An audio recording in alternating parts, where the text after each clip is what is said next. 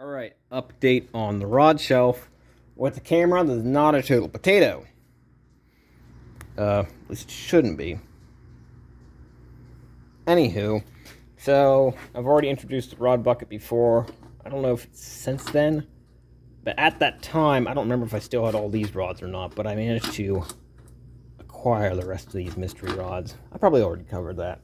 But my 309-16 stainless, carbon to stainless.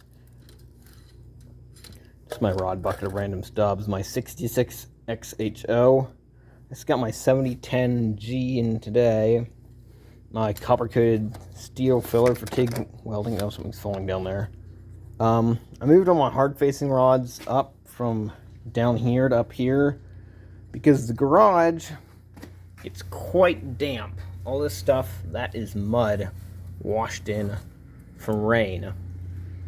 And that all comes in the corner down there, and it does not make it the best environment for the rods sometimes. So my hard-facing rods, the flux is starting to crack off the end because they were just an open cardboard box. So I traded containers with 6013s.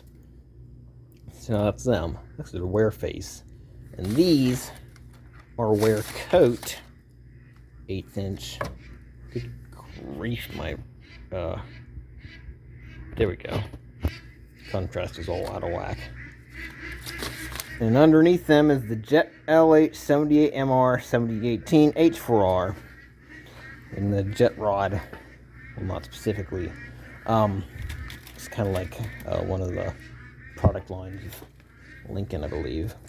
And we have my MG500 buried somewhere. There it is. I forgot I had that. See, I want to use this stuff. I collect it. It's really cool, but you also want to use it. This is why I do videos on some stuff. MG500. Right next to it is the MG540. MG500 is basically just a fancy German manufactured 6013. This is my 6011. Why is it up here? It belongs down here. There's my Xena arc brazing rods. Done a video on those. There's my Tektronix Castellan 27. And I have a chunk of cast iron I'm going to clean up to weld on that. Probably have to preheat with propane torch. That's all I got.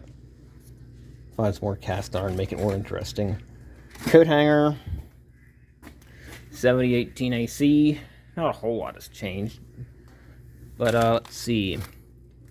That was an Excalibur 7018 H4R here. These are best 7018s in my opinion. My Hobart 7018s, the flux comes off just fine, but does not peel like the Excaliburs. Now that could be something to do with moisture content in the garage, but I'm more partial to these. Under here are sparklers, which aren't welding rods, but they're just something I messed around once with. Yeah, this is all 7018, 7018 332nd. It's got those in. The rest, I believe, is 1/8 inch. Yeah. So this is my E7016.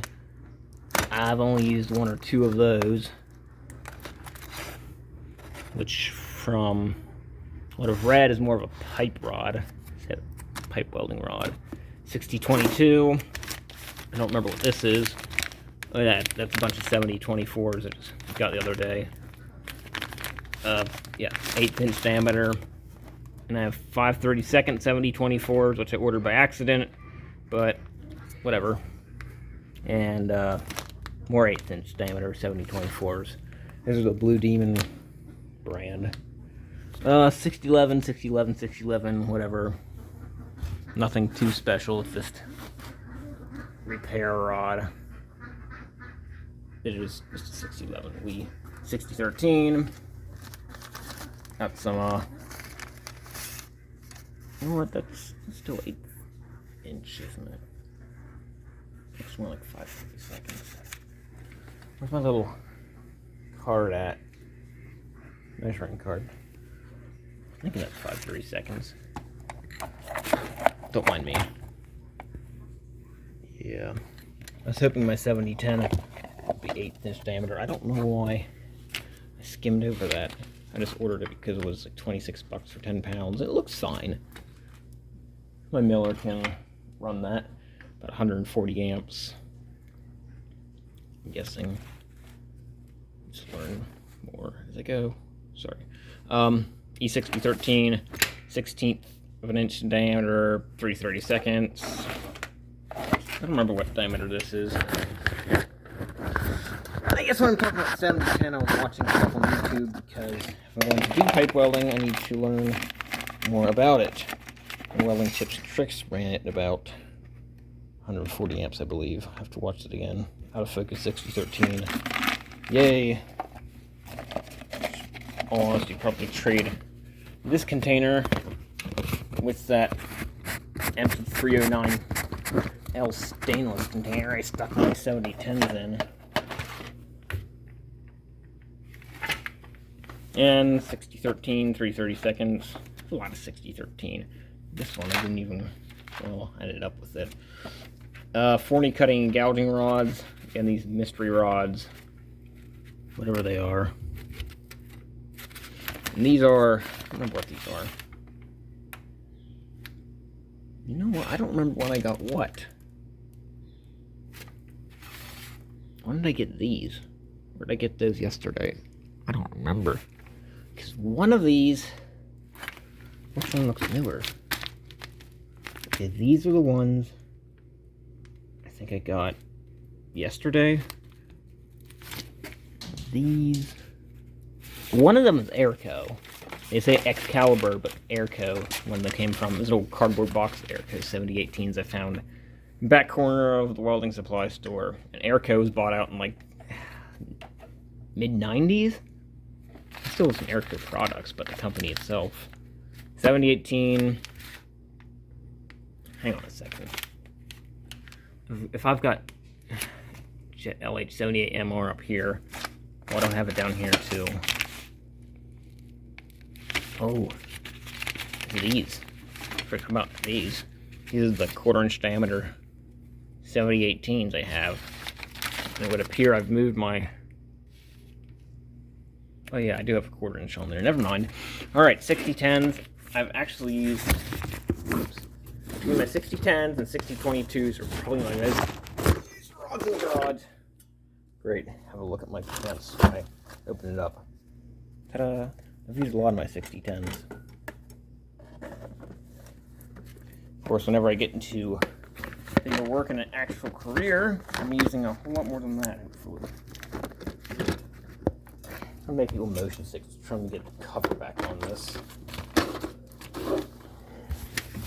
6027s. I did a video on those, and unfortunately my welder couldn't quite put on enough amperage. Hey, I'm open to repair anything, or try anything. 564 stainless 308L-15, the very first rods I ever ordered. That one's still sealed. This one I had opened up. So the ones I had originally tried, Dad had in the garage, they had I think a thicker flux on it. There's a couple up here, I think. It's not worth digging it out right now, is it?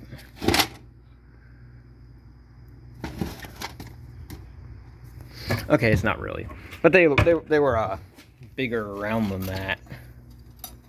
And like, those are really cool. I want some of those. And at that point, I didn't know much about arc welding at all. I was like, oh, let's look up some and order it. They run fine, yeah. Not quite the ones I had wanted at the time. Who am I kidding? Don't complain. So, what was it? NI99. Had those for a while. I haven't had any cast iron to repair, but it's here.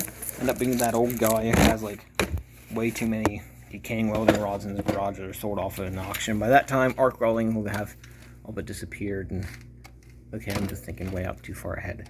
Forget that. More nickel stuff. Yeah, maybe 3/32 7014 and 7018 box.